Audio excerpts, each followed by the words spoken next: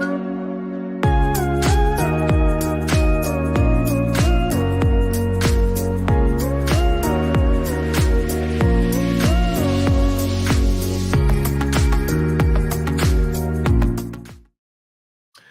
afternoon and welcome to the 330 Sports Show. My name is Justin Coffin. Today I'm going to look at my watch again. It is Thursday, October 19th, 2023. Here's what we got on the show today. We're going to talk Cleveland Browns. We're going to talk Indianapolis Colts. You're going to get to know the Colts a little bit today, a matchup with those two teams going on. There is a big college football game this weekend in the Buckeye State. We have the Ohio State Buckeyes, the number 4 team in the country, hosting the Penn State Nittany Lions, the number 6 team in the country. 2 6-0 teams battling down in the Horseshoe in Columbus. We're going to talk about those 2 games. We will talk about Youngstown State taking on Illinois State this coming weekend up here in Youngstown. We'll have a little bit of a weekend preview of NFL and college football, and we'll talk a little bit of Major League Baseball playoffs. But before we do all that, let's go to a word from our sponsors down here at Youngstown Studio. Halloween is scary, but not as scary as no heat in the winter.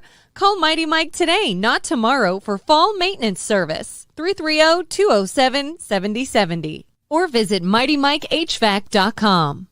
This program proudly supported and brought to you by Eric Cromer, Cross Country Mortgage, a wiser way to mortgage. This program proudly supported and brought to you by the Youngstown Drip IV Bar, helping the Mahoning Valley reach its wellness goal. This program proudly supported and brought to you by Youngstown Computer, the Valley's IT company. All right, we are back, and once again, we're going to talk Ohio State Buckeyes, YSU Penguins, Cleveland Browns. We're going to get into all of that here in just a second. So, Joe, we're also going to talk, you and I are running this weekend. Mm-hmm. We're not, you're more of a runner than I am. I used to be a pretty good runner, but we'll talk about that later in the show. And we're nearing Halloween time. I got 2 really good costume ideas for anyone out there. Super simple, and we'll talk about those. That one sports related, one it really hits my heart. So we'll talk about that. They're pretty good at the end of the show here. So let's start with the Cleveland Browns, though. Obviously, a huge win over the San Francisco 49ers this past weekend, a game no one really gave them much of a chance to win. So I just want to go through like some of the by the numbers here. So that was San Francisco's first loss in the regular season in 16 games. So San Francisco is now 15-1 over their last 16 games. Pretty impressive win there by the Browns. Another stat. This one is amazing to me. 1,002 yards. Now, that's a lot of yards. However, it's not very many over the course of 5 games. So the Cleveland Browns defense has allowed 1,002 yards over the first 5 games. So you do the math there. That's what, 200.4 yards per game. So over the past 50 years, that is the only team since like the 70s that have given up that few of yards. So pretty impressive stuff by the Cleveland Browns there. Another one, 121.4 yards allowed through 5 games through the air. So the Browns defense, we know they have a great defensive front, but that secondary is really holding up there. And when you don't have to cover very often for very long because the defensive line is getting after them, you can really, stay kind of glued to their guys. So Denzel Ward, Greg Newsome, Martin Emerson, and then the back half of the secondary are doing a fantastic job there. And then obviously too, the big difference between first and second, the Baltimore Ravens have given up the second fewest air yards. They have given up 163, so nearly about 42 more yards per game, to put that into perspective. Also, PJ Walker stepped up to the plate. Stefanski and him last week about this time said he was going to start. Deshaun Watson wasn't able to go, but PJ Walker is now 5-0 as an NFL starter at home in his career. So all 5 of those wins were as a Carolina Panther, I believe. So pretty impressive stuff there from PJ Walker. Another one here, 9.5. So if you're a betting connoisseur, the Browns were 9.5-point dogs. That line got as high as 11 points last Sunday. That is their largest win as an underdog in 13 years since 2010. Pretty impressive there. The next one.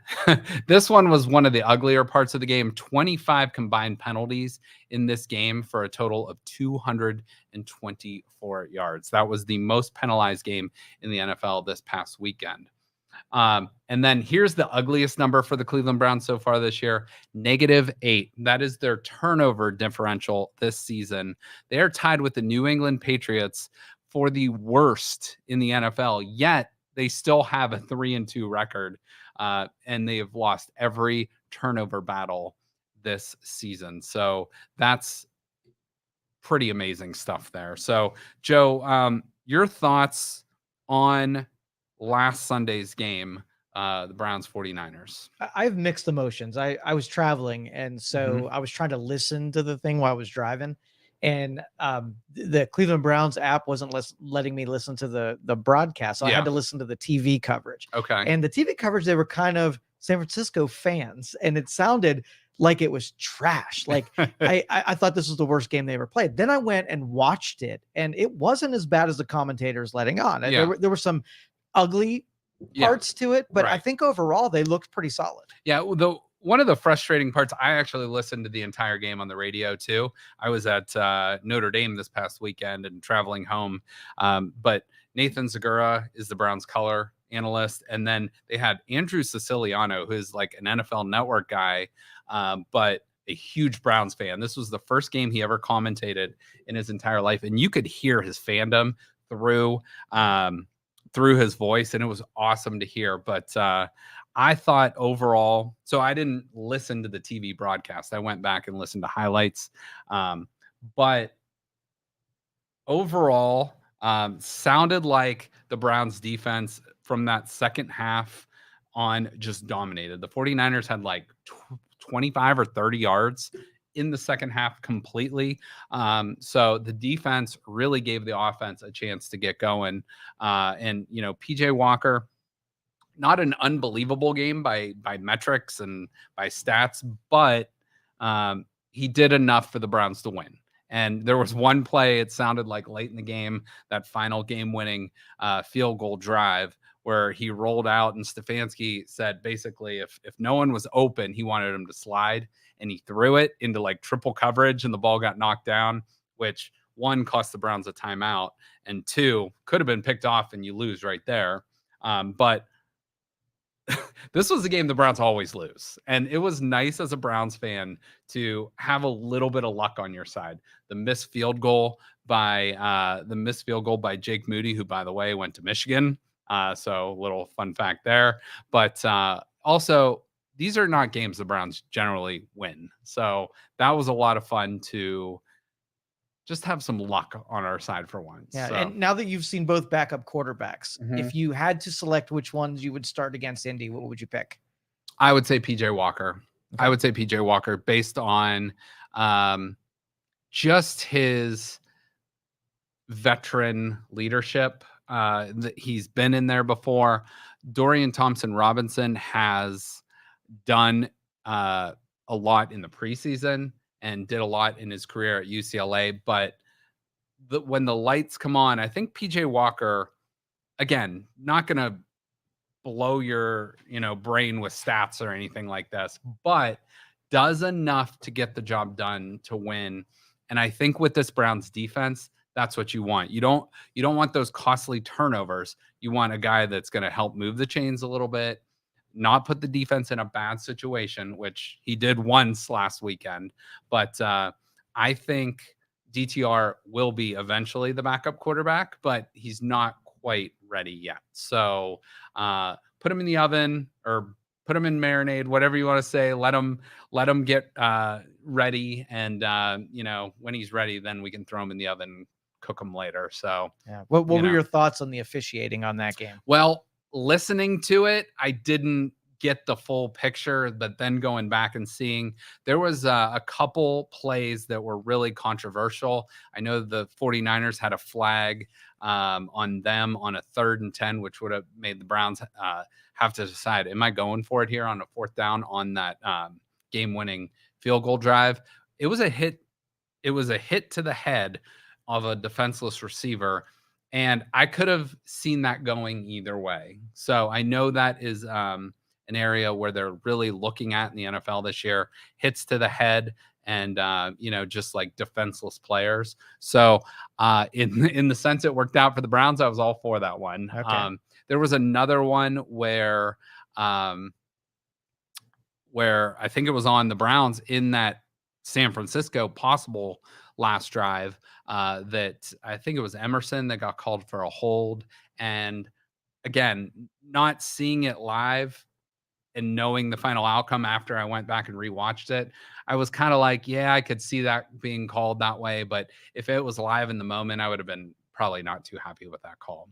Yeah, and then the measurement that was you know what? a link away. I actually saw, I think it was you that posted that on social media. I saw that and I heard just like literally it's like past the sticks. Like, how are we not even close? How are we even debating this? So didn't they go back and review it? And they did. But still, it's like, but they were trying so hard for it not to be a first down. That's when the the right. conspiracy theorist in me comes out and says, "What are you trying?" And they were tilting the stick forward to try to make it look clear. When I told you there's an actual chip in the ball. We have the technology. You have the technology at Youngstown Computer to be able to acclimate to the game to say what's a first down, what's not, with 100% accuracy. Exactly. So, and then your eyeballs are your backup in case something goes wrong with the tank. That's the way it should be. Exactly. And then we had a face mask that was down the sidelines that I think they called on the wrong team. Yes. Okay. That was one. And then David Njoku, there was something. And I heard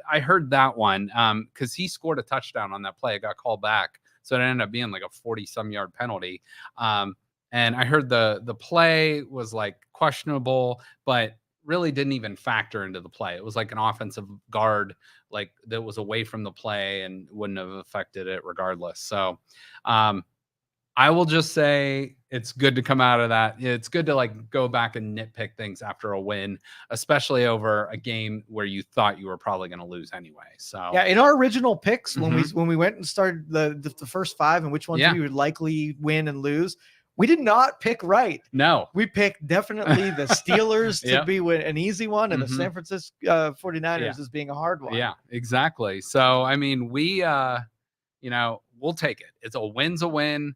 And, the Browns, probably lost the game they should have won, and they probably won a game they should have lost. So maybe things are all evened out. They're 3-2. You head to Indianapolis.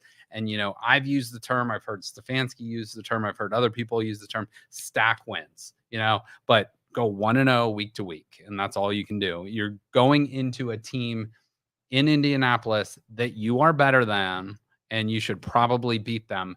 But the 49ers probably thought that same way going into Cleveland last week. So you can't get overly confident, but you got to bring that swagger, bring that confidence, but don't take any team for granted, they need to pick a fight before every game, though, for sure. I mean, that's got to be part of their pregame warm-up. And I saw Jimmy Johnson was like, oh, that is the worst thing the Browns could do to, poke the bear. But like, apparently San Francisco's, I don't know if it was their wide receivers that kind of like started it. And Deebo Samuel left that game with an injured shoulder.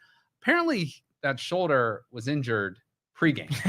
So he poked the bear, not the Browns, vice versa. So, it is what it is. And, you heard a lot of things about, well, Christian McCaffrey didn't finish the game and, Deebo Samuel was out. Those are 2 important players for the 49ers. Okay, well, on play that, Browns didn't have their starting freaking quarterback. They didn't have the best running back in the league. They didn't have their all-pro left guard who played like 102 games in a row. And of course, Jack Conklin. Yeah, and Jack Conklin, so there was a lot. So again, the 49ers have always been kind of my second favorite team, but that was a fun one to beat them as a Browns fan, and a game you weren't expected to win. That was nice. So one more stat here. Browns, 77 points allowed this season.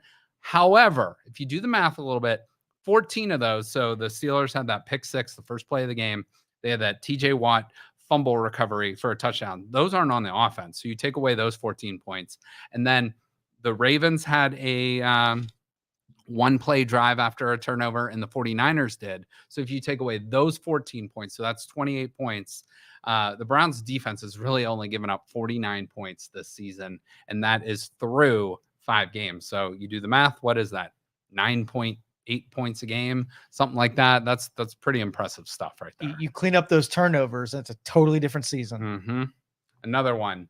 33 minutes and 3 seconds. That is the time of possession the Browns had in this game. And again, remember, they're playing without Nick Chubb. They're playing out with several standout offensive linemen. They're playing out without their starting quarterback against what was the number 1 or number 2 defense in the league coming into this game. And the Browns have won all five games this year in time of possessions, averaging nearly 35 minutes of possession per game. So that's pretty impressive. One more stat here. Opponents' third down conversion rate. Browns 23.1%, giving up a first down on third down. That is way far ahead of the number 2 team, the Atlanta Falcons, who are at 31%.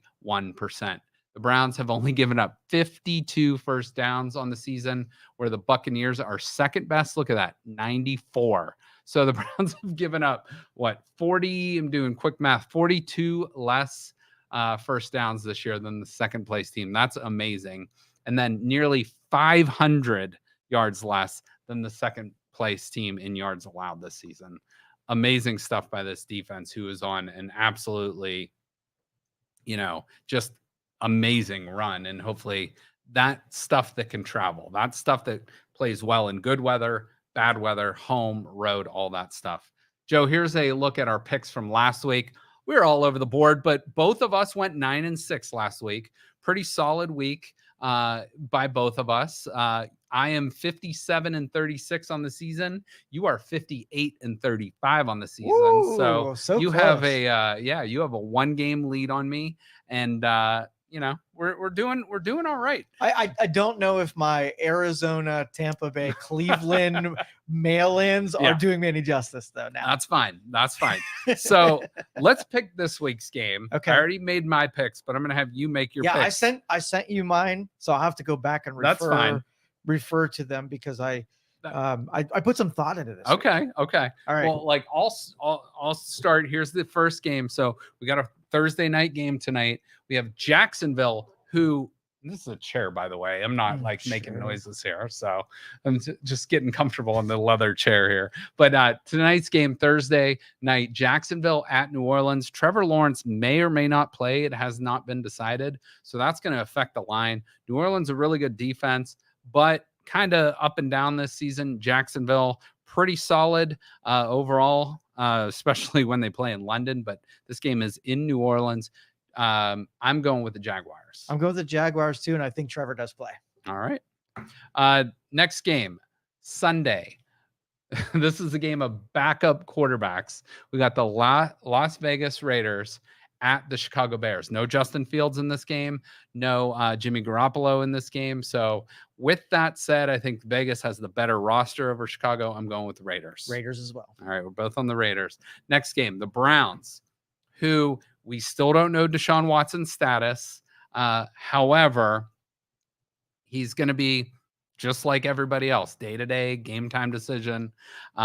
With that said, still, I think the Browns have the better roster. I'm going with the Cleveland Browns. All right. I think Watson does not play, but I'm still going with the Browns because I'm a homer. Okay. And even if he doesn't play, the Browns should still have the advantage. I'll give you some information on the Colts here in a minute. Let's go with the Buffalo Bills at the New England Patriots. I'm going with the Buffalo Bills. Yeah, Buffalo Bills as well for me. New England's one of the worst teams in the league. Buffalo's one of the better teams in the league. So sweep there. Washington at the New York Giants. Easy pick for me. I'm going Commanders. Big time. Me too. Worst name in the league, but not a bad team. Atlanta at Tampa Bay.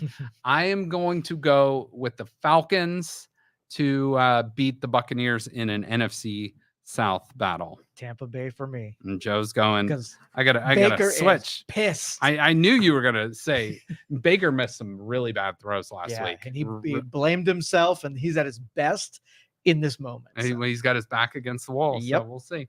All right. Detroit at Baltimore. Lions are playing really good football. Baltimore is leading right now the AFC North, but I'm going to go with the Detroit Lions. I'm going with the Ravens. Joe is on the Ravens. Interesting. Uh-huh. That's going to be one of the better games of the weekend. Yeah. Pittsburgh, the Steelers coming off a bye week, traveling to the LA Rams. I am going to go with the LA Rams as a slight favorite. I'm going with the Rams too. I think Pittsburgh gets in their way. They had one good game. I think they're going to backslide a little bit. Okay. And LA is starting to get healthy, and a lot of their guys are starting to come back here too. Arizona at the Seattle Seahawks. Of course, Arizona. Of course. Of course. Okay. I'm going with the Seahawks because why not? Do I get double points if I go with the big underdogs like that? Next year when we do this, I'll come up with a point system to kind of calculate that, because you probably should get some value if you go with a big underdog.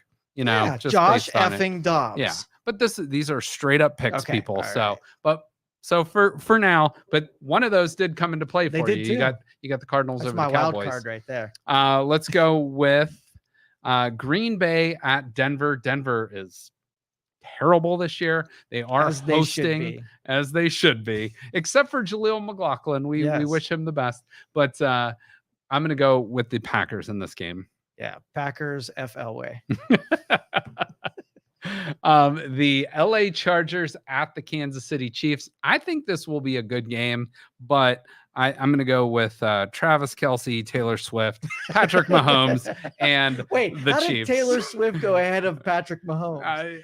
She's another one of the tight ends they signed to the roster. Good job. So, I'll go with KC too. Okay, so we're both on the Chiefs. Miami, one of the best offensive teams in the league, going to Philadelphia, one of the best defensive teams in the league. This should be a really good game. Sunday Night Football. I like the Dolphins better, but since it's at Philadelphia, I'm going to go with the Eagles. That was my same dilemma, and I wanted to go with Miami so bad, but I'm going to go with Philadelphia. And the Eagles coming off a really bad loss to the New York Jets last week. So, and then the team we took on last week, the San Francisco 49ers, are traveling to the Minnesota Vikings on Monday Night Football. I think this is an easy win for San Francisco. Amen to that. All right, so we're both on that. And we got a bunch of teams on bye this week: Carolina, Cincinnati, Dallas, Houston, the Jets, and the Titans. So 6 teams on bye this week. Those are my picks up there. I'll share those out later with Joe's picks on social. So we're doing 62.3% for Joe, 61.3% for me. That's pretty good. Yeah, if you'd put $100 on every game straight up, you'd be ahead. Yeah, with the juice even too, you'd probably be that's $100 on every game. You're probably I can probably go back and look at that, but we'd definitely be several hundred in the green there. Yep. So not bad. All right, AFC North real quick. Look at this. Every team has 3 wins in the AFC North. Pretty crazy stuff. But one of the best divisions, if not the best division in football. So we will see what happens this weekend. Let's get a look at the Colts. The line changed a little bit, but the Browns actually, first time I looked this week, they were 1.5 point favorites. Now they're 2.5 point favorites. The over-under went from 39 to 40. So, if this game was in Cleveland, the Browns would probably be about 7 point favorites, but being on the road in one of the best stadiums in the NFL, the Browns 2.5 point favorites here. And I think it's going to be over 40. I think this would be a good scoring game. You think so? I do. Okay. All right. Well, let's take a look at the Indianapolis Colts and what they bring to the table. Now, there's a lot of little notes on here, but I'm going to just break them down for you. So overall in the series, 18-17, the Browns all time. Browns won the last matchup in 2020. Shane Steichen, the former Eagles offensive coordinator last year, was a former Browns assistant quality control coach and quarterback coach back in 2013. Last week, Indy got blasted by Jacksonville 37-20 in a game that wasn't even that close. Indianapolis has the 10th best offense by yards per game, 345. They are 14th a game with 116 yards rushing and 10th in passing with 228 yards per game. Zach Moss right now is their leading rusher, 466 yards, which is second best in the NFL. Jonathan Taylor, though, one of the best running backs in the league, is slowly working his way back. They both can catch it out of the backfield. Gardner Minshew is their quarterback because Anthony Richardson, the number 4 pick in the draft, is out for the season with a shoulder injury. Also, Gardner Minshew is 3-11 as a starting quarterback over his last 14 games. Some of their better weapons on offense on the outside, Michael Pittman, who is a big wide receiver, about 6'4", but he is not a fast guy for a wide receiver. But Josh Downs, a rookie this year, is more of their speed guy. But they don't have a lot of big playability in the passing game. So the Browns, big key to this game, get after the quarterback. The Indy defense, though, however, usually one of their strong suits, not so much this year. They are 26th ranked defense in the league, giving up 357 yards per game. They're 19th versus the run, 23rd versus the pass. They also start 2 rookies at cornerback. They're very weak in the secondary. They have a really good, strong linebacking core. However, just an average defensive line. They have 3 wins on the season. They have beat Houston. They beat Baltimore, which is crazy, in overtime, and they beat the Tennessee Titans. They have 3 losses this season, 2 of them to Jacksonville and 1 in which they lost to the Los Angeles Rams after being up 23-0. So the Indianapolis Colts are not a team to take lightly, but I think they're a team the Browns should be able to handle pretty well. They give up about 23 points a game. They give up about 25 points a game. They score about 23 points per game. So this should be a team the Browns beat, but we'll see. Again, you cannot take a team lightly. You cannot take a team for granted. So that's a look at the Indianapolis Colts. Here's my top 5 list in the NFL. The Miami Dolphins I have ranked number 1, 49ers 2, Eagles 3, Lions 4, and WKBN anchor Dave Sess gave me a little crap for having a tie for 5th, the Buffalo Bills and Kansas City Chiefs. If I had to pick one, I would probably pick the Chiefs, but I couldn't decide, so that's why I went 5th. So my apologies to Dave Sess of WKBN. Bottom 5, the worst teams in the league. Carolina, 32. Right on their heels, though, New England's pretty bad, 31. Poor Bill. Yeah, Bill Belichick, I don't see. I could see him possibly with the Chargers next year. So we shall see for Bill.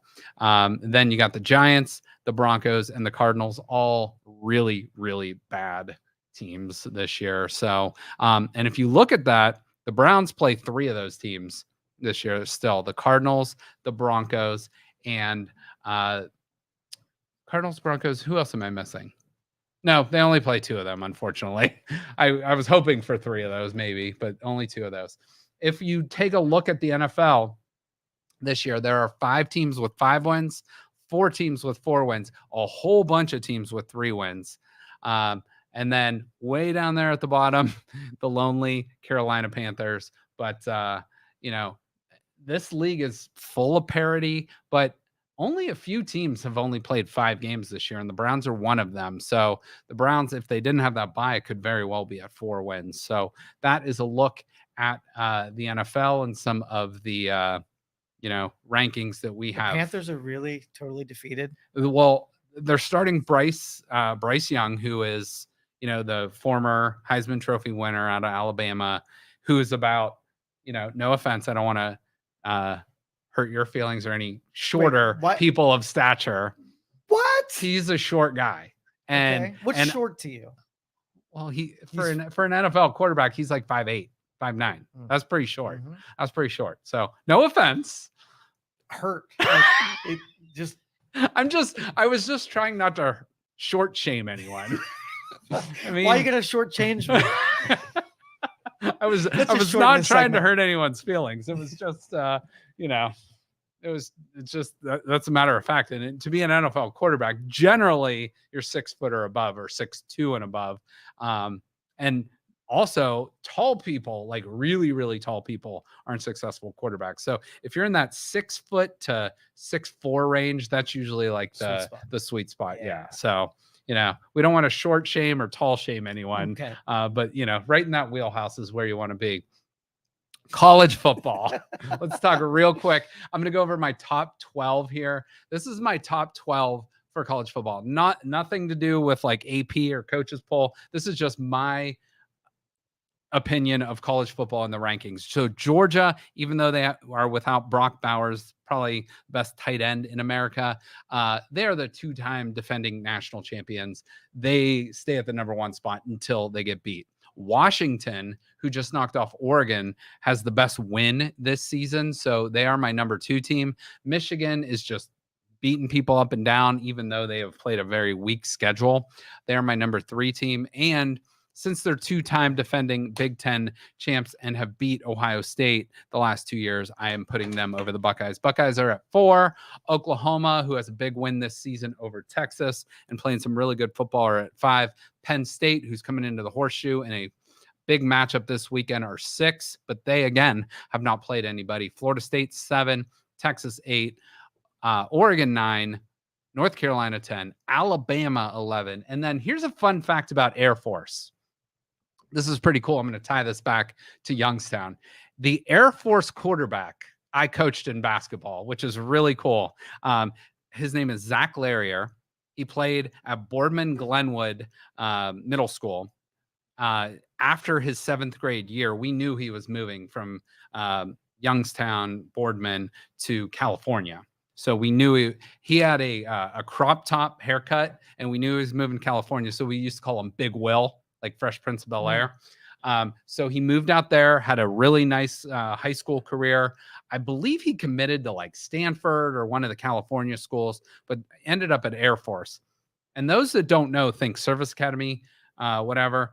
You got to be a really good athlete, and you have to be incredibly intelligent for those service academy schools, and not to mention a really hard worker. They are the number 1 rushing team in America by far, and he is the quarterback of that team, which is pretty awesome. So I just thought that was cool to give Air Force, give Zach a shout out. But really, really cool what they're doing out there in Colorado Springs. So I thought that was neat. Let's go real quick. Buckeyes last week, big win, 41-7 over the Purdue Boilermakers. That we knew that was probably going to be a pretty easy win. So they are 6-0 now on the season. Obviously, you got a big one this week versus Penn State. So that's a huge, huge win for the Buckeyes coming up, or a huge game coming up, but a huge win for either team that takes it. If you look at the last 10 matchups, Ohio State has won 9 of them. They actually have a 9-game lead in the series, 23-14 overall. Ohio State has won 6 in a row. Their largest margin of defeat and the largest win are both the same. It's interesting. Both the scores were 63-14. Ohio State had that win in 2013 and the loss in 1994. Ryan Day is 4-0 versus Penn State. James Franklin is 1-8 as the Penn State coach against the Buckeyes. So this might be one of his better teams. I'm interested to see what Jeremy from Youngstown Pizza Reviews thinks of this weekend, because he's a huge Penn State fan. So I wonder what he thinks about Penn State. They have a really good defense, the number 1 defense in college football. Offense is pretty solid.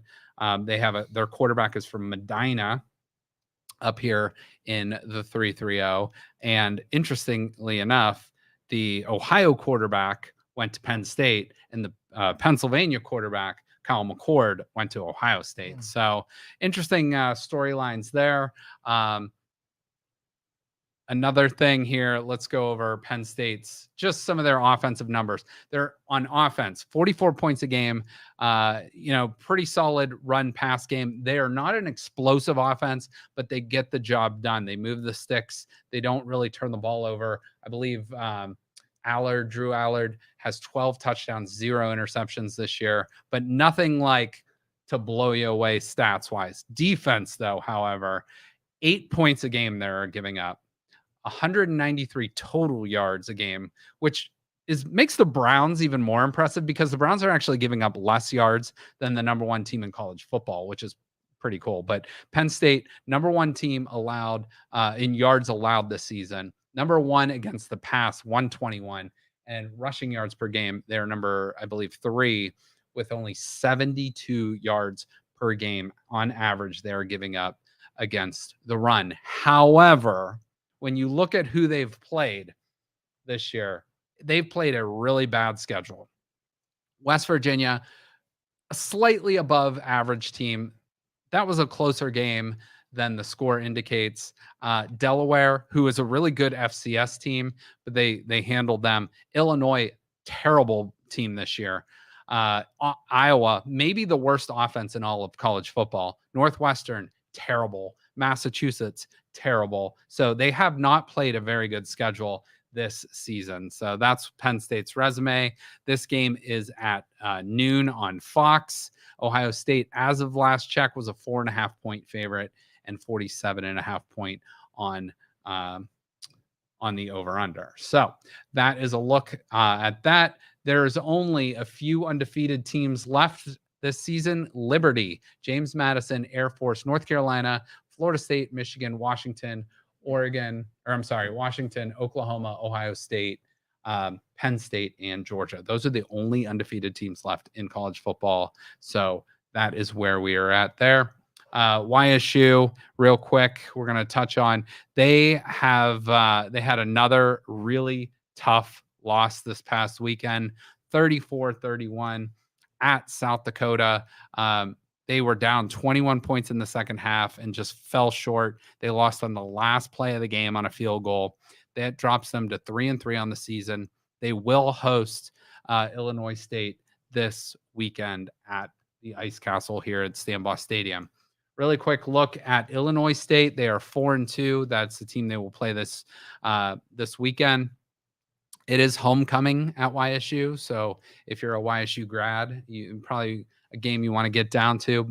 YSU did win that game last season, 19-17, and this season so far, there are only 2 losses: one to Eastern Illinois by a point, and their other loss was to the number one team in FCS, South Dakota State, 40-21. So that's a look at YSU.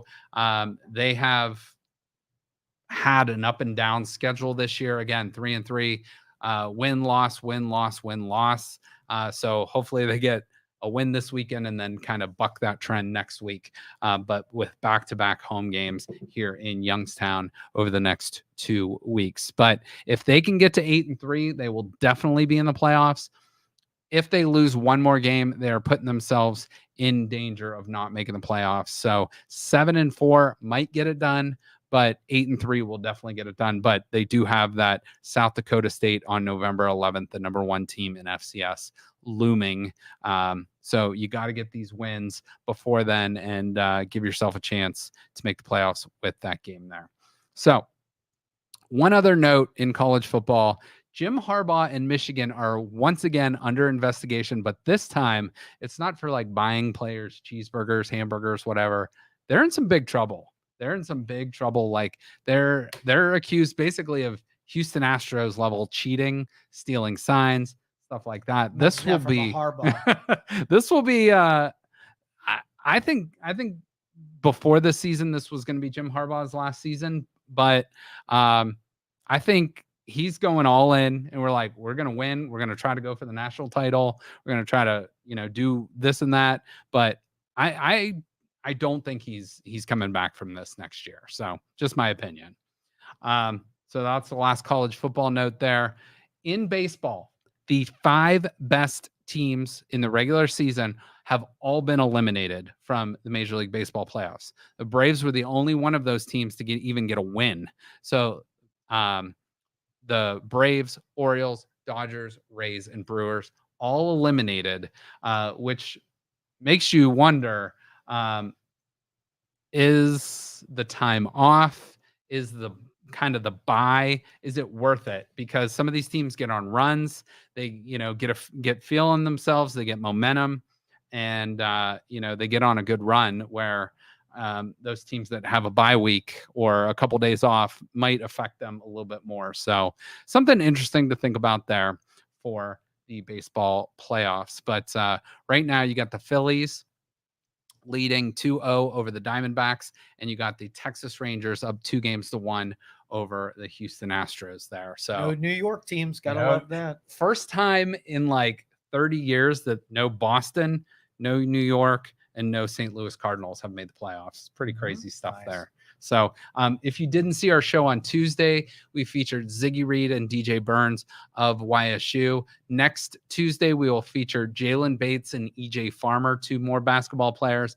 And then we haven't set up a date yet, but Brandon Rush and Tommy Frida will join us in studio as well. That will probably be the first week of November here at Youngstown Studio. All right, let's go over a couple of these Halloween costumes I want to throw at you, Joe. So there's 2 of them here. We're going to start with a college football theme one. Now, I will say, I think what Deion Sanders has done at Colorado has been awesome. I also think the hype is way, way, way overblown. But their last Friday night, they were up 29-0 at half and ended up losing the game 46-43 in overtime to Stanford. But here's a good Deion Sanders costume if you want to wear it this year. It includes gold sunglasses, a Colorado hat, an oversized ego, and an average football team. So that's one good costume. And I mean, the most valuable thing in that pack is the oversized ego. Of course. Yes. I will say that sweatshirt is pretty sweet though. That's a pretty cool looking sweatshirt. And you're comfortable. You're walking around. Now, are you ready for my favorite one? Yes. Here it comes. A freeloading piece of shit. And anyone that knows me or has been around me knows I cannot stand Grandpa Joe from Willy Wonka and the Chocolate Factory, maybe the worst movie character of all time, and no doubt a freeloading piece of shit. And did you notice with that costume, it includes piss-soaked pajamas. So Grandpa Joe once again makes the show, and we'll just leave it at that. So he lives rent free in your head, like he does. He follows you around. He does, Grandpa Joe. Screw you, Grandpa Joe. All right, Joe. Yeah. Before we close it out, about 2 minutes here. You and I are running this weekend. Yes. I used to be a runner. And when I say I used to be a runner, I used to run like 5Ks and stuff like that. I have not run a competitive race or a 5K or anything in about 4 years. So yesterday, I sent you a text. I ran about 1.5, a little over a mile and a half. I was trying to just do 15 minutes, see how far I get, keep a decent pace, but not like overexert myself, not go crazy. I was a tiny bit sore today, more so in the afternoon. So are we going to do this weekend? Is it? I mean, we're doing it. For an out? Are you hoping someone cancels? I mean, if someone else cancels, then I can't back out, right? No way. Maybe you'll run 2 segments and fill in the gap. One is the most I can handle. I looked at the map. Mm-hmm. So I'm starting, you're finishing. Yeah. And then you got an actual real runner in the middle doing the shortest but toughest part. Yes. So I think mine's 4.5, yours is 4.6, something like that. So definitely not looking forward to it, but I'm not dreading it. So any good tips for because you've been kind of like building up your stamina with the running and stuff. Mm-hmm. So any good tips out there for me or anyone who might be listening? Well, everything changes. Like when I'm running through the park, it's different than when I'm on a treadmill, and it's mm-hmm. different during a race. Yeah. And so like I've run a bunch of 5Ks mm-hmm. and all of them sucked. And so to do more than a mile, more than what already sucked, mm-hmm. not looking forward to. So if I can hypnotize myself and pretend like I'm on the moon or something, that's probably what I'll do. Now with the 5Ks and stuff, are you generally running with someone, like a running partner? No, never run in tandem with anyone. So that's going to be very similar to this. Yeah. And hopefully I don't put you too far behind the sticks because my pace is, we're not going to win this race. Right. That's not a question. That middle runner, he might bring us home. Yeah. Well, hopefully I'm not making him wait too long at the middle meet point or whatever. But I don't know. I'm looking forward to it without looking forward to it, if that makes sense. So I mean, this feels like a personal challenge for me because it's been such out of reach for me for so many years. I've wanted to run half marathons, but I can't break through that 3-mile thing. So